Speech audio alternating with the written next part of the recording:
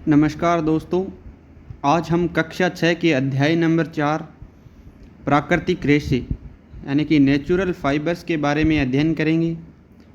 अगर दोस्तों आप अभी तक चैनल पे नए आए हो और अभी तक आपने सब्सक्राइब नहीं किया है तो प्लीज़ चैनल को सब्सक्राइब ज़रूर कर लें, वीडियो को लाइक कर दें, ज़्यादा से ज़्यादा इसको शेयर करें, अपने दोस्तों तक इसको पहुँचाएँ। हम ऐसे ही आपके लिए डेली एक क्लास लेके आते हैं और लगभग 20-25 दिन के अंदर 6ठी, 7वीं और 8वीं की जो क्लासें हैं उनको कंप्लीट कर देंगे। सीटी के लिए जो 10 नंबर की साइंस आने वाली है उसमें से कम 7 या 8 नंबर का जो मैटर है वो आपको इन्हीं से मिल जाएगा। तो प्लीज़ इसे ज़्यादा से ज़्यादा शेयर करें और पूरी वीडियो को देखें। चलिए शुरू करते हैं। आज का जो अपना अध्ययन बिंदु है वो क्या रहने वाला है, तो नंबर 1 पे है रेशों का वर्गीकरण। उसके अंदर पादप रेशे आ जाएंगे, जैसे रुई हो गई, जूट हो गई और मूंज हो गई। जो पादप से जो रेशे प्राप्त होते हैं, रुई, जूट और मूंज, उनके बारे में अध्ययन करेंगे। फिर देखेंगे सूती धागों की कताई कैसे होती है, उनकी बुनाई कैसी होती है, वस्त्रों की रंगाई और छपाई कैसे होती है, इनके बारे में अध्ययन करेंगे। फिर हम देखेंगे जातव रेशे जो हमें जंतुओं से मिलते हैं वो कौन कौन से होते हैं। तो एक तो हो गया ऊन और 2 नंबर पे हो गया रेशम, और जो हमारे परिधान हैं उनके बारे में भी देखेंगे। रीट के लिए और सीटी के लिए खास करके ये बहुत ही इम्पोर्टेंट है। रीट में सीधा सिलेबस के अंदर दिया हुआ है रेशे, संश्लेषित रेशे, प्राकृतिक रेशे, इस प्रकार से टॉपिक दिया हुआ है। तो आप इस वीडियो को ज़्यादा से ज़्यादा शेयर ज़रूर करें। हमारे घरों में काम आने वाले वस्त्र, कंबल, चादर, पर्दे आदि को ध्यान से देखिए। आप देखेंगे कि ये सभी भिन्न भिन्न प्रकार के कपड़ों से बने हैं। क्या आप इन कपड़ों से कुछ की पहचान कर सकते हैं? तो चलिए देखते हैं कि कौन कौन से कपड़ों से ये बने होते हैं। नंबर 1 पे है रेशों का वर्गीकरण। किस प्रकार से रेशे होते हैं, किस प्रकार से उनका वर्गीकरण होता है। आपने आसपास किसी दर्जी की दुकान का भ्रमण कीजिए। दुकान में बचे कपड़ों की कतरन को एकत्र कीजिए। प्रत्येक कपड़े की कतरन को स्पर्श करके अनुभव कीजिए। इसमें आप दुकानदार की सहायता ले सकते हैं। कपड़ों पर सूती, रेशमी, ऊनी व संश्लेषित के लेबल लगाइए। तो कौन कौन से कपड़े हैं इनको अलग कर लीजिए कि कौन सा कपड़ा सूती है, कौन सा रेशमी है, कौन सा उनमें ऊनी कपड़ा है और कौन सा संश्लेषित है। तो इस प्रकार से उनको अलग अलग कर लीजिए। एकत्रित किए गए कपड़ों की कतरन से कोई ढीला धागा या रेशम खींचिए। ये धागे या रेशम किस से बनते हैं, आओ जानकारी प्राप्त करें। वे रेशे जो पौधे और जंतुओं दोनों से प्राप्त होते हैं उन्हें प्राकृतिक रेशे कहते हैं। तो प्राकृतिक रेशे कौन कौन से होते हैं? जो या तो जंतुओं से मिलते हो या पौधों से मिलते हो। जैसे उनमें क्या हो गया, एक तो ऊन हो गया, कपास हो गई, पटसन हो गया, मूंज हो गया और रेशम। तो ये कौन से रेशे हो गए? तो ये प्राकृतिक रेशे हो गए। कपास, पटसन, जूट, मूंज, रेशम और ऊन, तो ये हो गए प्राकृतिक रेशे। जैसे ये कपास से, ये भेड़ों की ऊन से बनाया गया है और ये रेशम है। वे रेशे जो मानव द्वारा विभिन्न रसायनों से बनाए जाते हैं उन्हें संश्लेषित रेशे कहते हैं। संश्लेषित रेशे कौन से होते हैं? तो जो रसायनों से बनाए जाते हैं उन्हें ही संश्लेषित रेशे या कृत्रिम रेशे कहते हैं। प्राकृतिक रेशे जो प्राकृतिक की चीज़ें होती है उनसे मिलता है, जैसे पेड़ पौधे हो गए, ऊन हो गई, ये किससे मिलती है? जंतुओं से। इस प्रकार से जो मनुष्य बनाता है रासायनिक अभिक्रियाओं के द्वारा या रसायनों के द्वारा, उन्हें क्या कहते हैं? संश्लेषित या कृत्रिम। ये कौन कौन से होते हैं? तो ये रेयॉन, डेक्रोन और नायलॉन, ये 3 नाम आप इनके याद रखें। ये संश्लेषित रेशों के उदाहरण हैं। आगे देखते हैं पादप रेशे। नंबर 1 पे अध्ययन करेंगे अपने जूट का, कॉटन। रुई, कपास पादप के फल से प्राप्त होती है। इसके फल नींबू के आकार के होते हैं। ये जब पूर्ण परिपक्व हो जाते हैं तो टूट जाते हैं और कपास तंतुओं से ढका बिनौला दिखाई देता है। इस समय यदि कपास के खेतों को देखा जाए तो यह इतना सफ़ेद दिखाई देता है कि जैसे हिम ने ढक दिया हो, यानी बर्फ़ जिस प्रकार से दिखाई देती है ठीक उसी प्रकार से रुई के खेत या कपास के खेत हमें दिखाई देते हैं। कपास बीजों से रुई प्राप्त होती है, तो उस पर किस प्रकार से रुई प्राप्त करते हैं उसको हम देखते हैं। सर्वप्रथम हस्तचयन प्रक्रिया द्वारा फलों से कपास के फलों को प्राप्त करते हैं। तो क्या करते हैं, हस्तचयन अपनों ने देखा था, पिछले जो चैप्टर था उसमें भी अपनों ने पढ़ा था। हस्तचयन विधि क्या होता है, हाथ से जिस चीज़ को चयनित करके अलग किया जाता है उसे हस्तचयन कहते हैं। इसके पश्चात कंकतन द्वारा कपास के बीजों से पृथक करते हैं। जो बीज होते हैं उसको निकाल लेते हैं, जिसे कपास को ओटना कहते हैं।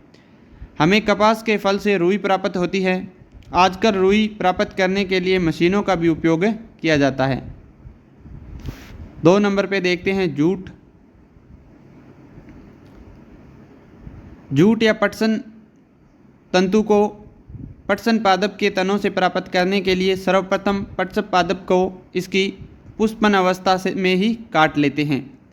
फिर इनके तनों को कुछ दिनों तक जल में डुबोकर रखा जाता है। फिर क्या करते हैं कि इनको जल के अंदर डुबो के रख लेते हैं, जिससे ये गल जाते हैं। इन तनों से पटसन तंतुओं को हाथों से पृथक कर लिया जाता है। ठीक जैसे रुई के अंदर किया जाता था, हाथ से अलग करते थे, ठीक ऐसे ही पटसन तंतुओं को भी हाथ से पृथक कर लिया जाता है। इस प्रकार हमें जो तंतु प्राप्त होते हैं उन्हें वस्त्र या अन्य वस्तुएं बनाने में से पहले धागों में परिवर्तित करते हैं। तो पहले क्या करते हैं, धागा बनाया जाता है इनसे, फिर आगे वस्त्र बनाए जाते हैं। जूट से पायदान, चटाई, बैग आदि बनाए जाते हैं। तो ये हो गए जो पायदान हो गए, चटाई हो गई, बैग हो गई, ये किससे बनाए जाते हैं, तो ये जूट या पटसन से बनाए जाते हैं। आगे देखते हैं मूंज। यह मूंज घास के पादप से प्राप्त होती है। तो ये कैसा एक घास है। इस पादप को वनस्पति शास्त्र में सेकेरम मूंजा कहते हैं। तो वनस्पति शास्त्र में इसे क्या कहते हैं, सेकेरम मूंजा। यह एक बीजपत्री पादप है। यह सामान्यतः नागौर, बीकानेर, सीकर, झुंझुनू, अजमेर आदि जिलों में पाया जाता है। एक तो क्या ये इसको जो वनस्पति शास्त्र है उसके अंदर सेकेरम मूंजा कहती हैं और एक बीजपत्री पादप है। ये जूट है जो चित्र के अंदर आप देख सकते हैं, जिससे क्या बनाए जाते हैं, ये बैग, जो जूट है उससे बैग बनाए जाते हैं।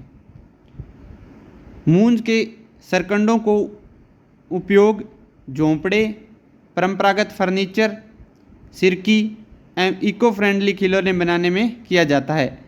इनके रेशों से विभिन्न प्रकार की रस्सियों का भी निर्माण होता है, जिसका उपयोग ग्रामीण क्षेत्रों में चारपाई, कुर्सियां एवं सजावटी सामान बनाने के लिए किया जाता है।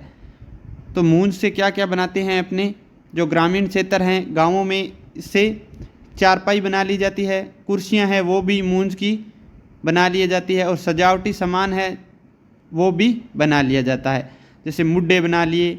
इस प्रकार से इसका उपयोग किया जाता है मूंज का। जो फर्नीचर के अंदर है ये आप देख सकते हैं, ये किससे बनाए हैं, मूंज से।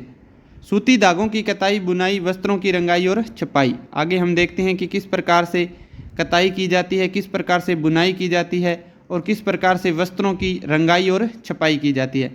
वस्त्र बनाने के लिए तंतुओं का उपयोग होता है। तंतुओं को धागे में कैसे परिवर्तन करते हैं, आओ प्रयोग करें।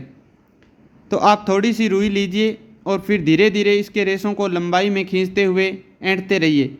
ठीक उसी प्रकार जिस प्रकार दीपक के लिए बातियां बनाते हैं, आप देखेंगे कि एक लंबी पतले तंतु या धागे का निर्माण हो जाता है। ये डायग्राम के अंदर दिखाया गया है, इस प्रकार से आप ये करके भी देख सकते हैं। इससे एक तंतु नुमा आकृति है जो बनती जाएगी और एक धागा सा आपको दिखाई देगा। कताई, तो कताई के बारे में देखते हैं, कताई क्या होती है। पादप से प्राप्त तंतुओं से धागा बनाने की प्रक्रिया कताई कहलाती है। जो पादप होते हैं उनसे प्राप्त तंतुओं से जो धागा बनाते हैं उस प्रक्रिया को ही कताई कहते हैं। कताई की प्रक्रिया में रुई के एक पुंज से धीरे धीरे रेशों को खींचते हैं और साथ साथ उन्हें ऐंठते रहते हैं, जिससे तंतु पास पास आ जाते हैं और धागे बनने लगते हैं। कतई के लिए एक सरल युक्ति हस्ततकुआ या तकली तथा एक अन्य युक्ति चरखे का उपयोग किया जाता है। ये दोनों ही जो परंपरागत प्रक्रिया है वो आप देख सकते हैं। एक तो है तकली, जिसमें एक हाथ से तंतु बनाया जाता है। दूसरा आप देख सकते हैं चरखा है, उससे भी धागा बनाया जाता है, जो वर्तमान समय में बिल्कुल ही बंद है। अब इसका रूप मशीनों ने ले लिया है। आगे हम देखते हैं बुनाई। बुनाई क्या होती है? तो धागों से वस्त्र निर्माण बुनाई द्वारा किया जाता है। जो धागे होते हैं उनसे जो वस्त्र बनाते हैं उस प्रक्रिया को क्या कहते हैं? बुनाई। बुनाई या वीविंग व नीटिंग द्वारा की जाती है। बुनाई किसके द्वारा होती है? तो वीविंग व नीटिंग के द्वारा। धागे के दो सेट को आपस में व्यवस्थित करके वस्त्र निर्माण की क्रिया को वीविंग कहते हैं। जैसे धागे के दो सेट हो गए, उसको आपस में व्यवस्थित करके जो वस्त्र का निर्माण किया जाता है उसे ही वीविंग कहते हैं। वस्त्रों की वीविंग हेतु करंगों का उपयोग किया जाता है। एकल धागे से वस्त्र निर्माण की क्रिया को नीटिंग कहते हैं। नीटिंग हाथों तथा मशीनों द्वारा की जाती है। तो जो एकल धागे से वस्त्र निर्माण किए जाते हैं उसे नीटिंग कहा जाता है, और धागे के दो सेट को आपस में व्यवस्थित करके वस्त्र निर्माण की जो प्रक्रिया है उसे वीविंग कहा जाता है। आगे हम देखते हैं वस्त्रों की रंगाई। आपने आसपास में किसी गांव या शहर के तालाब अथवा नदी के किनारे रंग बिरंगे कपड़े सूखते देखे होंगे। इन वस्त्रों पर रंग कैसे चढ़ाया जाता है? क्या सभी प्रकार के वस्त्रों को एक ही प्रकार से रंगा जाता है? सूती कपड़े पर रंग पक्का करने हेतु क्या मिलाया जाता है?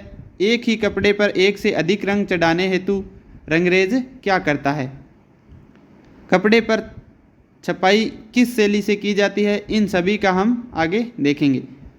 तो सूती वस्त्रों की रंगाई के लिए विभिन्न प्रकार के रंजक काम में लिए जाते हैं। जिस रंग के वस्त्रों की रंगाई की जानी है उस रंग को थोड़ा ठंडा पानी में घोल लिया जाता है। तो जिस रंग की अपने को रंगाई करनी है उस रंग को ठंडे पानी के अंदर घोल लिया जाता है। सबसे पहले घोले गए रंग को गर्म पानी में डाल देते हैं और थोड़ा नमक मिलाकर डंडे से अच्छी तरह हिलाते हैं। इसके लिए क्या किया जाता है? नमक का भी प्रयोग किया जाता है। और फिर इसको एक डंडे से अच्छी तरह इसको मिक्स कर लिया जाता है।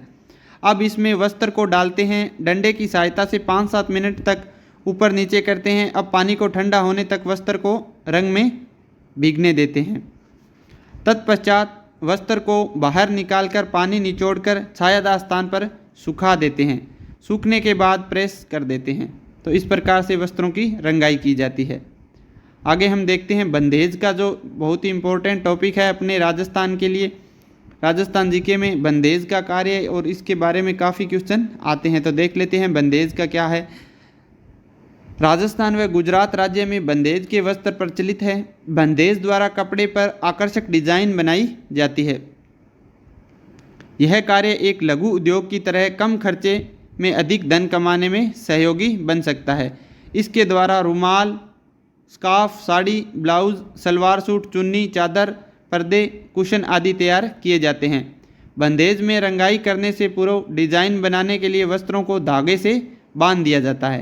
तो इसमें क्या होता है, जो डिज़ाइन बनाने से पहले अलग अलग जो डिज़ाइन बनाने हैं उस हिसाब से पहले वस्त्र को एक धागे से बांध दिया जाता है।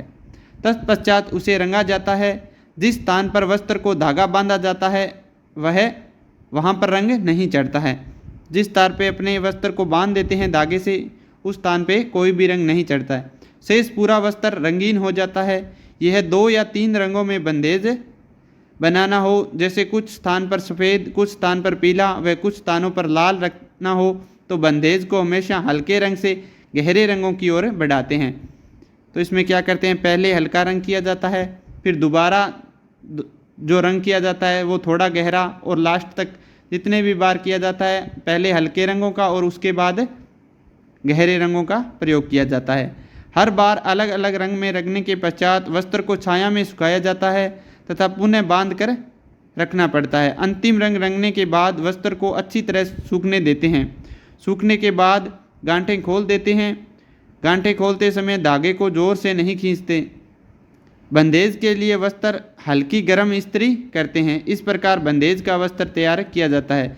ये आप देख सकते हैं अलग अलग रंग है जो इसके अंदर दिखाए गए हैं। तो बंदेज के बाद अलग अलग रंगों को रंगने के लिए जो बंदेज है वो काम में लिया जाता है।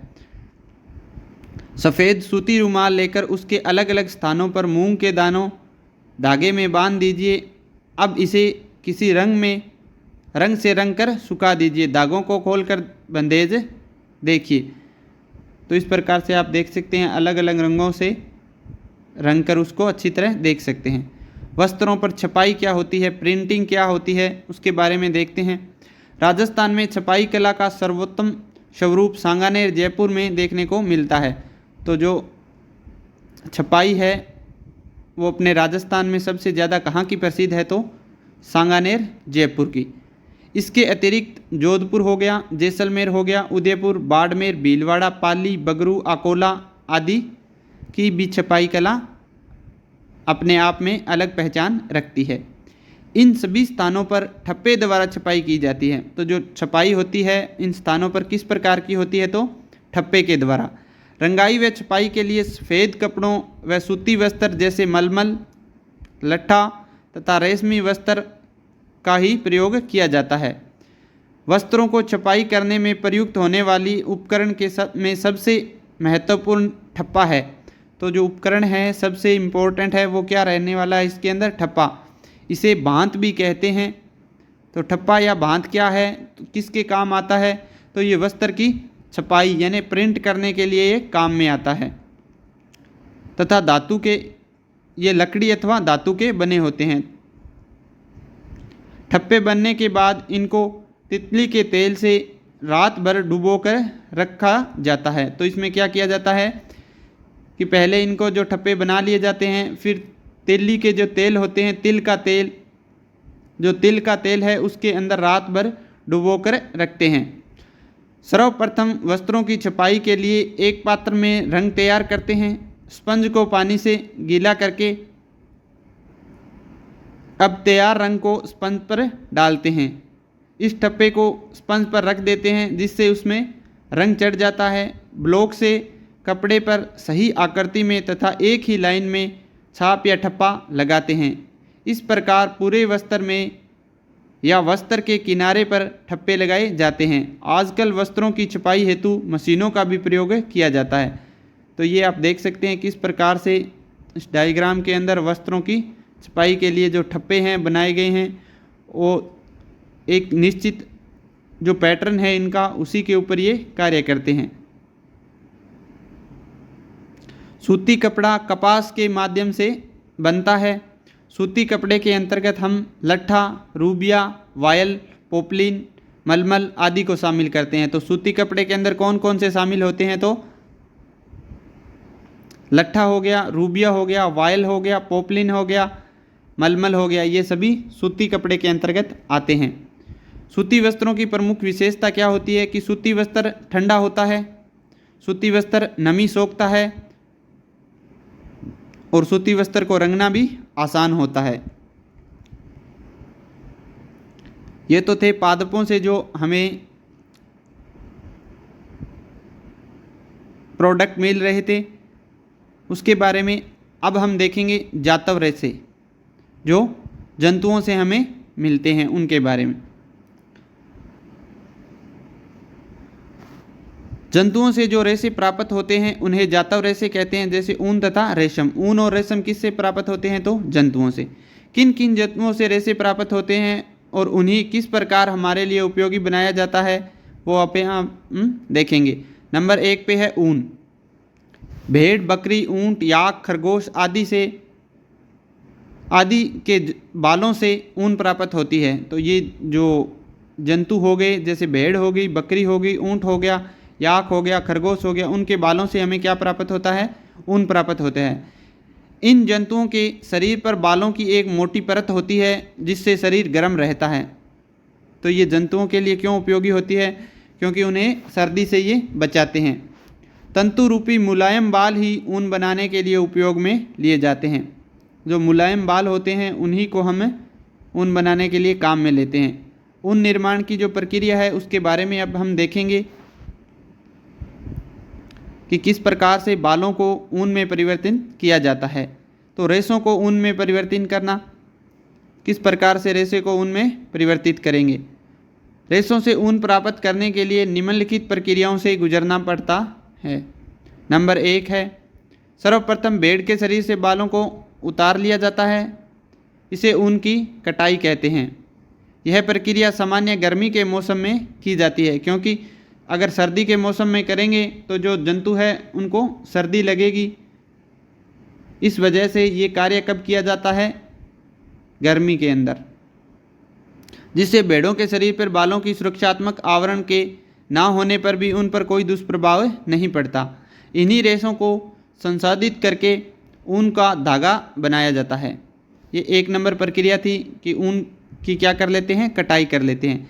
नंबर 2 पे हम देखेंगे कि भेड़ों से उतारे गए बालों से चिकनाई, धूल आदि को हटाने की प्रक्रिया को अभिमार्जन कहते हैं। तो अभिमार्जन क्या होता है कि जो बाल थे उनके ऊपर जितने भी चिकनाई थी या कोई धूल कण थे उनको हटा दिया जाता है और उसे ही अभिमार्जन कहते हैं। इसके लिए इन बालों को बड़ी बड़ी टंकियों में डालकर धोया जाता है। 3 नंबर पे अपने देखेंगे विभिन्न गठन वाले बालों को अलग अलग करना छंटाई कहलाता है। इन बालों को अलग अलग करना ही क्या कहलाता है, इनको छंटाई। बाल से छोटे छोटे कोमल व फूले हुए रेशे, जिन्हें बर कहते हैं, अलग अलग कर लिए जाते हैं। तो बर क्या होते हैं,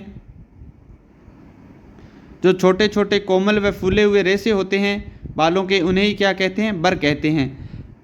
फिर बालों को सुखा लेते हैं तथा पुनः अभिमार्जन कर उन्हें पुनः सुखा देते हैं। इस प्रकार प्राप्त रेशे या ऊन को ही धागे के रूप में काता जाता है।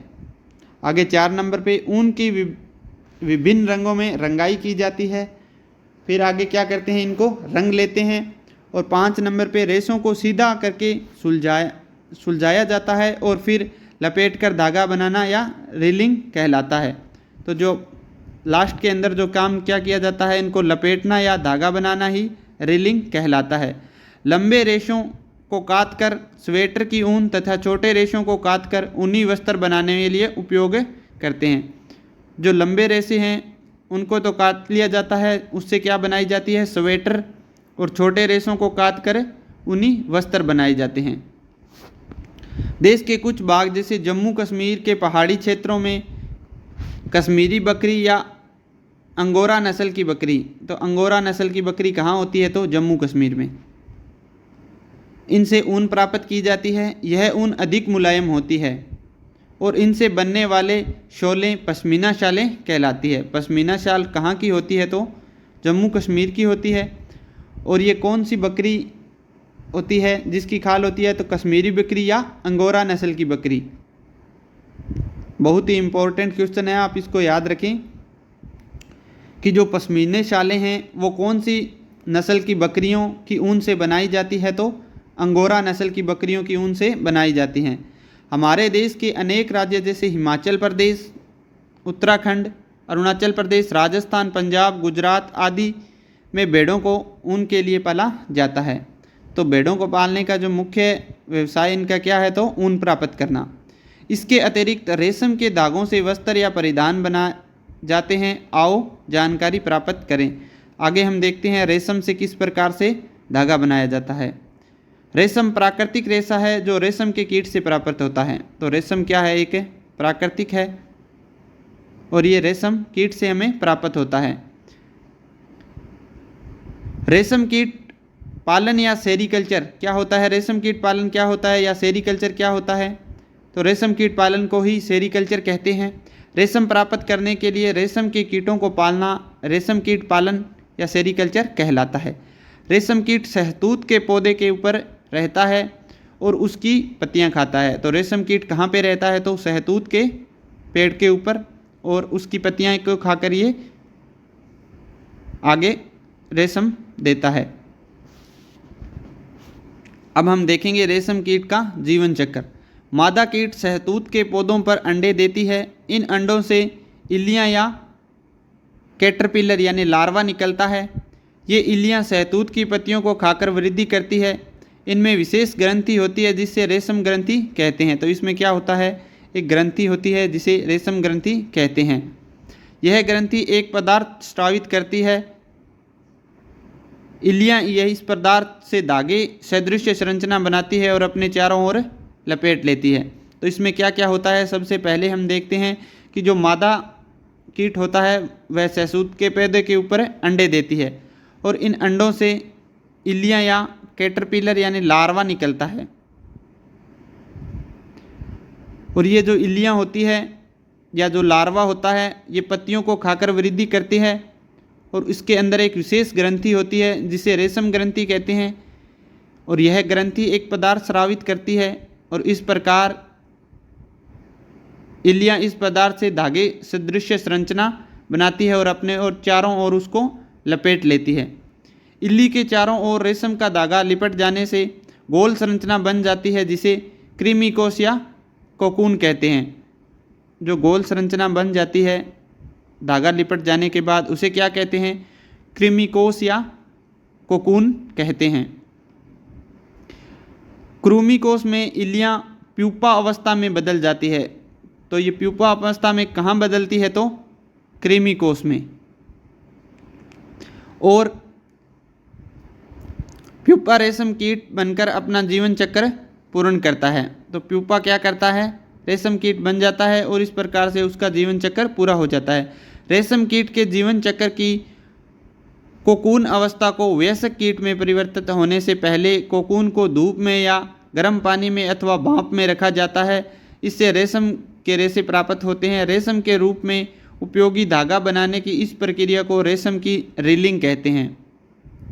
तो कहाँ से ये प्राप्त होती है, हमें जो कोकून अवस्था होती है उसके अंदर जो वयस्क कीट में परिवर्तन होने से पहले क्या करते हैं, उसको धूप में या गर्म पानी में अथवा भाप में रखा जाता है और उससे रेशम के जो रेशे प्राप्त होते हैं